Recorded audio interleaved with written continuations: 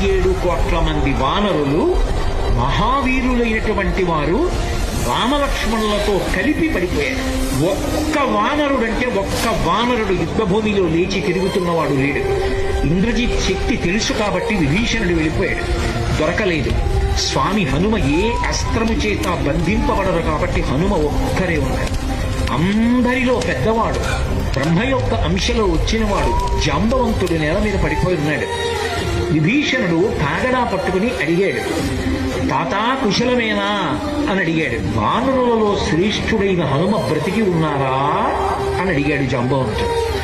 విభీషణుడు అన్నాడు, తాత, నువ్వు అడగవలసినది రామలక్ష్మణులు కుశలముగా ఉన్నారా అని అడగాలి.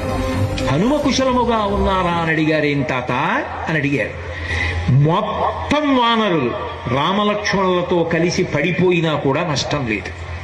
హనుమ ఒక్కరు బ్రతికి ఉంటే మళ్ళీ అందరూ బ్రతుకుతారు.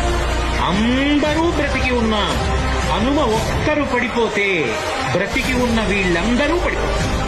అందుకే నేను హనుమ బ్రతికి ఉన్నారా అని అడుగుతున్నాను.